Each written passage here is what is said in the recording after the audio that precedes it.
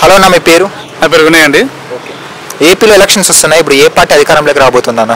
ఇప్పుడున్న సిచ్యువేషన్ ప్రకారం చూస్తే టీడీపీ అధికారం లాగబోతుంది. ఉమ్మడి ఇక కలిసి పోటీ చేస్తున్నాయి కాబట్టి కంపల్సరీ టీడీపీ వస్తుంది. టీడీపీ రావాలని కోరుకుంటున్నాము. ఎందుకంటే గత పాలనలో చూసాము, గత పాలనలో ఏది కూడా అనుకూలంగా లేదు. అనుకూలంగా ఉంటుందని చెప్పేసి అని ఇచ్చాము జగన్ గారికి, కానీ అతను ఏది కూడా వినియోగించుకోలేకపోయాడు. కంపల్సరీ టీడీపీ వస్తుందని అనుకుంటున్నాము, రావాలని కూడా కోరుకుంటున్నాము. అంటే జగన్ గారి మీద వ్యతిరేకత ఉందంటున్నారా లేదంటున్నారా? ఆంధ్రలో ఉంది, కంపల్సరీ ఉంది కాబట్టి సార్ రావాలి, మార్పుకు రావాలని కోరుకుంటున్నాము. ఏ మార్పు అయితే వస్తుందని అనుకున్నామో ఆ మార్పు రాలేదు. కంపల్సరీ మార్పు అనేది జరుగుతూనే బాగుంటుందని కూడా ఆశిస్తున్నాం.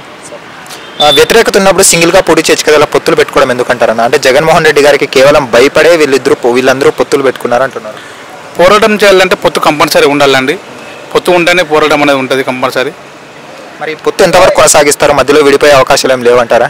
రాజకీయం అంటే అది గెలుపు ఎదుగుదలలు సహజం అన్నది. కంపల్సరీ చెప్పలేము, అది ఎప్పుడు ఎలా ఉండేది రాజకీయం అన్నది చెప్పలేము. ఇప్పుడు గత అన్నం మీదనే పోటీకి సిద్ధమైంది షర్మిల గారు. దానికి ఎప్పుడు ఎవరు అన్నం చేసి చెప్పలేము. గతంలో తెలంగాణలో చేసిన షర్మిల ఇప్పుడు అదే ఏపీలో కూడా చేస్తుంది. కానీ మనం రాజకీయం గురించి చెప్పలేమండి. అన్న మీద పోటీ చేస్తుంది అన్నారు కదా, మరి అంటే వాళ్ళిద్దరి మధ్య నిజంగానే గొడవలు ఉన్నాయనుకోవచ్చా, లేకుంటే వాళ్ళు అన్న చెల్లెల స్ట్రాటజీ ఏమైనా ప్లే చేస్తున్నారు అనుకోవచ్చా? కంపల్సరీ గొడవలు ఉన్నాయండి. ఎంత స్ట్రాటజీ ఉన్నా కూడా ఇంత రాదే పబ్లిక్ అయితే రారు. కంపల్సరీ గొడవలు ఉన్నాయి వాళ్ళకు. మాకు తెలిసిన వరకు అయితే ల్యాండ్ సరి, ఫైనాన్షియల్ ప్రాబ్లమ్స్ అలా అని చెప్పేసి మేము అనుకుంటున్నాం, భావిస్తున్నాం. కడప ఎంపీగా షర్మిల గారు పోటీ చేస్తున్నారు, అటు సైడ్ నుండి అవినాష్ రెడ్డి గారు పోటీ చేస్తున్నారు కదా.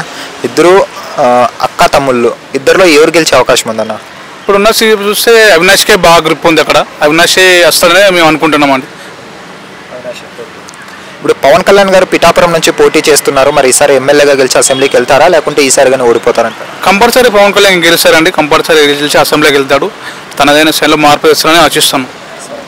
ఆల్రెడీ ఇప్పుడు సిట్టింగ్ ఎమ్మెల్యే వంగ గీతా గారు ఉన్నారు కదా. కంపల్సరీ చేంజ్ అవుతుందండి. సిట్టింగ్ ఎమ్మెల్సీ ఉంటే మళ్ళీ వాళ్ళే వేస్తారని ఏమీ ఉండదు. కంపల్సరీ చేంజ్ అవుతుంది. ఎమ్మెల్యేలు కూడా మారుతారు. కంపల్సరీ పవన్ కళ్యాణ్ గెలుస్తాడు. ఇప్పుడు అలాగే చూసుకున్నాం అనుకో, చంద్రబాబు నాయుడు జైలుకి వెళ్ళొచ్చారు. ఆయన సింపతి ఓట్లు ఏమైనా పార్టీకి పడే అవకాశం ఏమైనా కనిపిస్తుంది? సింపతి అంటూ ఏముండదండి. మారాలి అనుకుంటారు కాబట్టి కంపల్సరీ మారుస్తారు.